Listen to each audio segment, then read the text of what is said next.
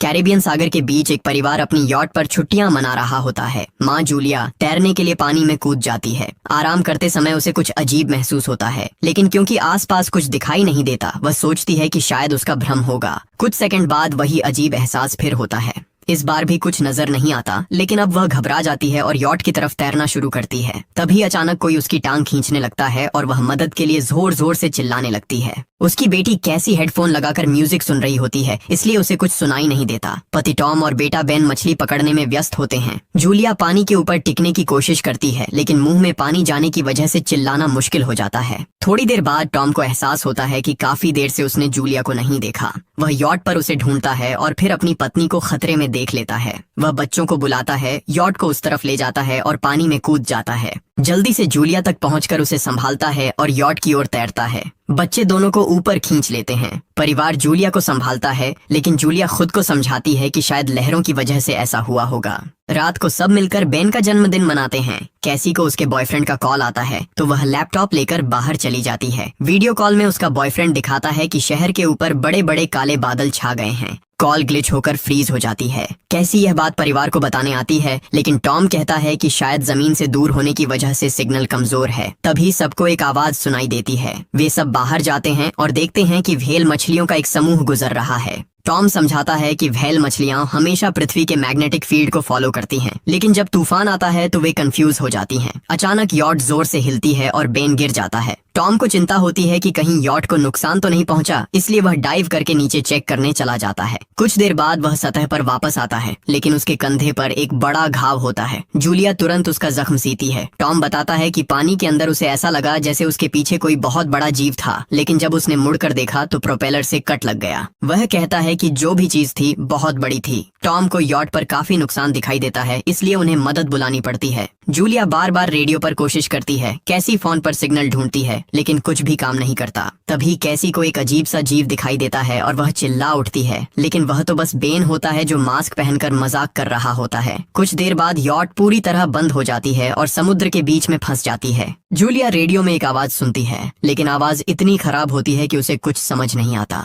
Tom परिवार को बताता है कि उनके पास सिर्फ 4 दिन का खाना पानी बचा है और अब उन्हें किसी मछली पकड़ने वाली नाव का इंतजार करना होगा। अचानक रडार पर कुछ डिटेक्ट होता है और परिवार को एक अजीब सी आवाज सुनाई देती है। सब दौड़कर बाहर आते हैं और हैरानी से देखते हैं कि कई सारे उल्कापिंड जमीन पर गिर रहे हैं। जहाँ जहाँ उल्कापिंड गिरते हैं वहाँ बड़े धमाके होते हैं। एक उल्कापिंड पानी में उनके पास गिरता है तो टॉम तुरंत यॉट को चलाने की कोशिश करता है। इंजन मुश्किल से चलता है, लेकिन तभी एक और उल्कापिंड उस इलाके को हिट करता है। परिवार डर के मारे एक दूसरे को कसकर पकड़ लेता है। तभी टॉम को समझ आता है कि जो आग के गोले गिर रहे हैं वे उल्कापिंड नहीं बल्कि सैटेलाइट्स हैं। उसी वक्त बेन देखता है कि यॉट से धुआं निकल रहा है। टॉम चेक करता है और कंफर्म होता है कि इंजन खराब हो गया है। हवा तेज होने लगती है तो फैमिली यॉट के अंदर छुप जाती है, बिना ये नोटिस किए कि कंपास बहुत तेजी से घूम रहा है। यॉट जोर जोर से हिलने लगती है। बेन फिर से गिर जाता है और इस बार उसे चोट भी लग जाती है। लहरें तेजी से यॉट से टकरा रही होती हैं। टॉम स्ट्रगल करके बाहर जाता है और लाइफ जैकेट्स लेकर आता है। तभी पावर चली जाती है। टॉम तुरंत पावर बॉक्स का बटन प्रेस करता है और लाइट वापस आ जाती है। उस वक्त बेन नोटिस करता है कि जूलिया की नाक से खून बह रहा है। जूलिया को चक्कर आने लगते हैं,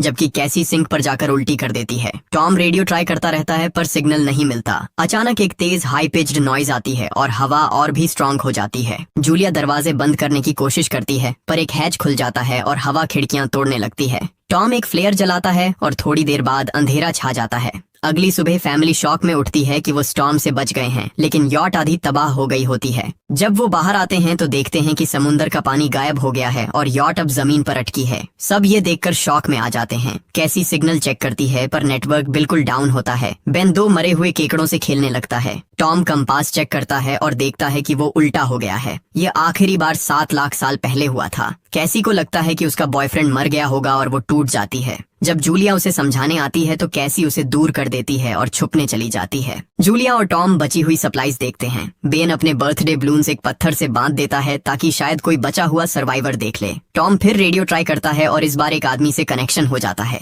उसका नाम नाव होता है और वो एक सबमरीन का कैप्टन होता है। उसकी सबमरीन भी लैंड पर अटक गई है। वो कंफर्म करता है कि मैग्नेटिक पोल्स रिवर्स हो गए हैं, इसलिए ओशन पीछे हट गया है और जमीन डूब गई है। वो कहता है कि उसने अभी तक और सर्वाइवर्स नहीं देखे और कम्युनिकेशन सिस्टम्स बिल्कुल डाउन हो गए हैं। वो मजीद ये भी कहता है कि पोल्स फिर रिवर्स होंगे और शायद एक हफ्ते में समुंदर वापस आ जाएगा। वो फैमिली को वार्न करता है कि जितना हो सके ऊंची जगह चढ़ जाओ, क्योंकि जब पानी वापस आएगा तो वो बहुत खतरनाक होगा। वो बोलता है उसका पार्टनर क्रैश में मारा गया और सबमरीन में बस 3 लोगों की ही जगह है। जूलिया और टॉम उससे कहते हैं कि प्लीज हमारे बच्चों को बचा लो। वो उन्हें अपने कोऑर्डिनेट्स दे देता है। टॉम कैलकुलेट करता है कि सबमरीन तक पहुंचने में 2-3 दिन लगेंगे। वो फैमिली से कहता है आज रात अच्छे से आराम कर लो, कल सुबह हम निकलेंगे। अगली सुबह फैमिली सामान पैक कर रही होती है, तभी टॉम को पास में कुछ हिलता हुआ दिखता है। वो एक लंगड़ा आदमी होता है जिसके हाथ में हारपून होती है और साथ में एक कुत्ता लगातार भौंक रहा होता है। टॉम उसके पास जाता है और उसे पानी की बोतल देता है, लेकिन वो आदमी कुछ ऐसी भाषा में बोलता है जो टॉम समझ नहीं पाता।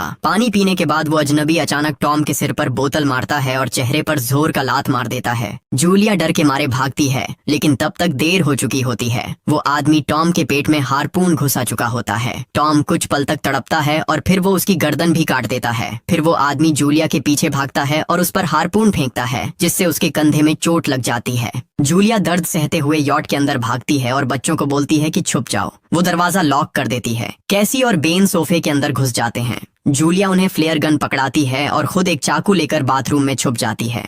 वो आदमी दरवाजे पर जोर जोर से धक्के मारता है और आखिर अंदर घुस ही जाता है। पहले वो थोड़ा खाना उठाता है और फिर यॉट में इधर उधर ढूंढने लगता है, फिर बाथरूम की तरफ जाता है, लेकिन जूलिया समझदारी से एक छोटे छेद से बाहर निकल जाती है। वो आदमी सोचता है कि जूलिया भाग गई, लेकिन जैसे ही वो धीरे से निकलने लगती है, उसका कुत्ता उसे देख लेता है और भौंकने लगता है। कुत्ता उस पर झपटता है तो जूलिया चाकू से उसे मार देती है। कुत्ते की चीख सुनकर वो आदमी बाहर आता है और अपने कुत्ते की लाश देखकर आग बबूला हो जाता है। इस बीच जूलिया यॉट के दूसरे साइड से अंदर जाने की कोशिश करती है। वो ऊपर चढ़कर टूटी हुई खिड़की से अंदर घुसने लगती है, लेकिन वो आदमी पहले ही वहां पहुंच जाता है। वो उसे पकड़कर जोर से मुक्का मारता है, जिससे वो नीचे गिर जाती है। जूलिया फर्नीचर पकड़कर बचने की कोशिश करती है, लेकिन वो आदमी उसे लात मारकर दूर फेंक देता है। फिर वो उसकी कलाई पर पैर रख देता है ताकि वो चाकू छोड़ दे, और फिर उसके बाल पकड़कर उसका चेहरा जमीन पर दे मारता है और सोफे पर फेंककर उसका गला दबाने लगता है। बच्चे ये सब कुछ देख रहे होते हैं। कैसी बाहर निकलकर फ्लेयर गन चलाती है जो सीधा उस आदमी को लगती है। वो जल उठता है और यॉट में आग फैलने लगती है। बच्चे तुरंत भाग जाते हैं, लेकिन जूलिया वापस आती है। वो उसे एक किक मारकर गिराती है, मैप और बैग उठाती है और वहां से भाग जाती है।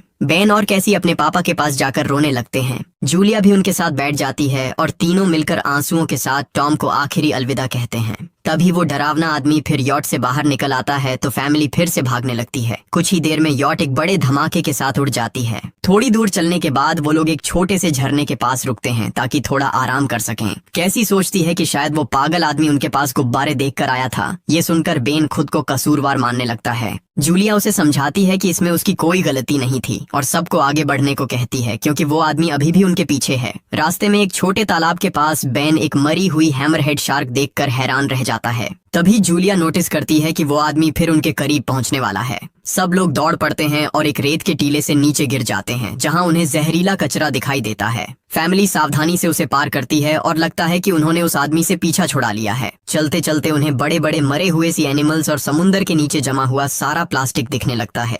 बेन धीरे धीरे चलने लगता है तो जूलिया समझ जाती है कि वो डिहाइड्रेशन के करीब है। वो सबको रुकने को कहती है। जब वो पानी की बोतल देखती है तो उसे झटका लगता है। बोतल में पानी लगभग खत्म हो चुका होता है। कैसी को एहसास होता है कि शायद उसने बोतल ठीक से बंद नहीं की थी। जूलिया गुस्से में चिल्लाती है कि उसकी लापरवाही की वजह से पानी खत्म हो गया। कैसी जवाब देती है, क्या फर्क पड़ता है, वैसे भी हम बचने वाले नहीं हैं। दोनों के बीच लंबी बहस होती है, फिर भी फैमिली आगे चलती रहती है। कुछ देर बाद उन्हें एक क्रैश हुआ प्लेन मिलता है। अंदर कुछ हिलता डुलता देख सब डर जाते हैं, लेकिन वो सिर्फ कुछ पक्षी होते हैं। फैमिली तय करती है कि रात यहीं प्लेन के अंदर गुजारेंगे। वो थोड़ा सा स्नैक शेयर करते हैं और जूलिया को टॉम की जैकेट में एक फैमिली फोटो मिलती है, जिसे देखकर उसका दिल टूट जाता है। कैसी पूछती है, मॉम आप और डैड की लव स्टोरी क्या थी? जूलिया मुस्कुराकर बताती है, टॉम हॉस्पिटल में मेरा पेशेंट था। फिर एक दिन उसने फूल और एक प्यारी सी कविता देकर अपना प्यार जताया था। रात के बीच में कैसी प्लेन से बाहर जाती है। तभी वो डरावना आदमी उसे पीछे से पकड़ने की कोशिश करता है, लेकिन जूलिया अचानक पीछे से उस पर टूट पड़ती है और बार बार चाकू से वार करके उसे मार देती है। कैसी अपनी माँ को गले लगाकर शांत करती है। अगली सुबह उस आदमी की लाश पर कीड़े गुंड पड़े होते हैं। फैमिली नोटिस करती है कि उसके शरीर पर कई काटने के निशान हैं, मतलब इस एरिया में कोई खतरनाक जीव छिपा हुआ है। जैसे ही वो लोग वहाँ से निकलते हैं, केकड़े उसके मुंह से बाहर निकल आते हैं। कुछ घंटों बाद जूलिया और कैसी मैप देख रही होती हैं, लेकिन बेन धीरे से आगे निकल जाता है। जूलिया चिल्लाती है, रुक जाओ, लेकिन बेन एक तालाब में झुककर पानी पीने लगता है। जूलिया तुरंत उसे खींचकर बाहर निकालती है और समझाती है कि अनजान पानी उसे बीमार कर सकता है। धूप बहुत तेज हो जाती है तो फैमिली अपने सिर कपड़ों से ढक लेती है। बेन को चक्कर आने लगते हैं। तभी उन्हें कुछ पुराने कुर्सियां मिलती हैं और जूलिया कैसी उनसे एक टेम्पररी शेल्टर बना लेती हैं। जूलिया बेन को इंजेक्शन लगाती है और तय करती है कि वो रात वहीं बिताएंगे। सुबह जूलिया एक अजीब सी आवाज सुनकर उठती है। बाहर जाकर देखती है तो क्रैब्स का एक बड़ा झुंड उनकी तरफ आ रहा होता है। वो तुरंत बच्चों को उठाती है और तीनों भागना शुरू कर देते हैं। भागते भागते उन्हें एक बड़ा कार्गो शिप दिखाई देता है। वहाँ 3 क्रू मेंबर्स जिंदा होते हैं। एक औरत उनकी मदद करना चाहती है, लेकिन बाकी 2 आदमी मना कर देते हैं और तीनों फैमिली को बाहर छोड़कर कंटेनर लॉक कर लेते हैं। क्रैब्स पास आ जाते हैं। जूलिया बच्चों को कंटेनर के ऊपर चढ़ाती है। खुद जब चढ़ने लगती है तो क्रैब्स उसके पैर को जोर से काट लेते हैं। बच्चे उसे खींचकर ऊपर चढ़ाते हैं, नहीं तो वो नीचे गिर जाती। कंटेनर के एक छेद से आधे क्रैब्स अंदर घुस जाते हैं। क्रू मेंबर्स फायरिंग शुरू करते हैं, लेकिन क्रैब्स उन पर हावी हो जाते हैं और दोनों को मार डालते हैं। आखिरी आदमी छत के होल तक पहुंचता है, लेकिन क्रैब्स उसे भी नीचे खींच लेते हैं और वो भी मर जाता है।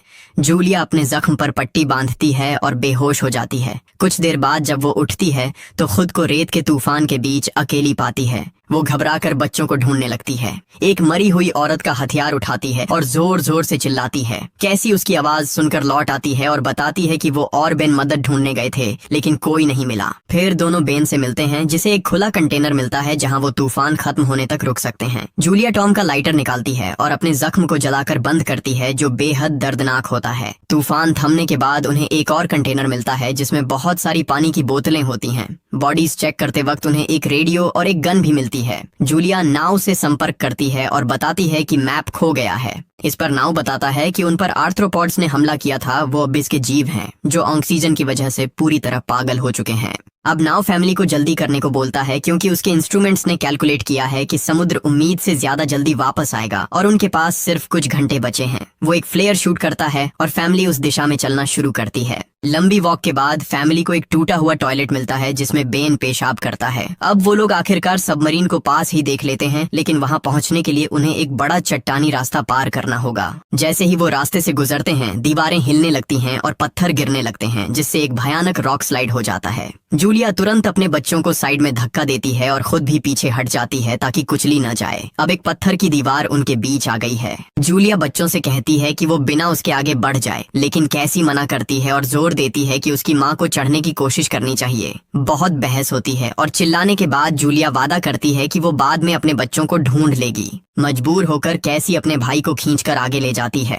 बच्चे चट्टानी रास्ता चढ़कर सबमरीन की तरफ भागते हैं, लेकिन वहां पहुंचकर देखते हैं कि नाव बाहर खून में लथपथ पड़ा है। वो समझाता है कि उसके लिए सब खत्म हो गया है और अब बच्चे सबमरीन ले सकते हैं। ये सोचकर कि एक एक्स्ट्रा जगह होगी, कैसी वापस अपनी माँ को ढूंढने भागती है। तभी जूलिया केकड़ों को आता देखती है और वो फायरिंग शुरू कर देती है। कुछ केकड़ों को वो मार देती है, लेकिन झुंड बहुत बड़ा होता है और सबसे लड़ना मुश्किल हो जाता है। उसी वक्त कैसी दीवार के ऊपर दिखाई देती है और हाथ आगे बढ़ाती है तो जूलिया अपने घायल पैर के बावजूद तेजी से चढ़ना शुरू करती है। कैसी की मदद से वो दूसरी तरफ पहुंच जाती है और दोनों साथ में सबमरीन की तरफ भागते हैं। बेन पहले से ही ऊपर खड़ा होता है और फायर खोल देता है ताकि केकड़े डिस्टर्ब रहें जब तक फैमिली ऊपर चढ़ जाए। केकड़े नाव के शरीर तक पहुंचते ही तुरंत उसे खाने लग जाते हैं। जूलिया गन उठाती है और फायरिंग जारी रखती है जब तक बच्चे अंदर चले जाएं। जब वो सुरक्षित हो जाते हैं, जूलिया समझती है कि गोलियां खत्म हो गई हैं, तो वो गन केकड़ों पर फेंक देती है और अपने बच्चों के साथ अंदर चली जाती है। फैमिली हैच को अच्छे से लॉक करती है और खिड़की से केकड़ों को सबमरीन के चारों तरफ देखती है। इसी वक्त समुद्र वापस आ जाता है तो तीनों तुरंत अपनी सीटों पर बैठकर बेल्ट पहन लेते हैं और एक दूसरे का हाथ पकड़ लेते हैं। तेज लहरें सबमरीन को जोर जोर से इधर उधर फेंकना शुरू कर देती हैं, जिससे जूलिया को पूरी जर्नी के विजन दिखने लगते हैं और कैसी उल्टी कर देती है। जल्दी ही वो हाई पिच आवाज वापस आती है और फैमिली बेहोश हो जाती है। कुछ देर बाद जूलिया और बच्चे होश में आते हैं और खुद को जिंदा देखकर खुश होते हैं। वो हैच अनलॉक करके बाहर निकलते हैं और देखते हैं कि लहरों ने सबमरीन को एक तबाह शहर में गिरा दिया है। यानी अब जिंदा रहने और नया जीवन शुरू करने की उम्मीद है। और यहीं पर फिल्म खत्म होती है। चैनल को सब्सक्राइब करना न भूलें और बेल आइकन जरूर दबाएं ताकि आपको ऐसे ही मजेदार वीडियो मिलते रहें। देखने के लिए धन्यवाद।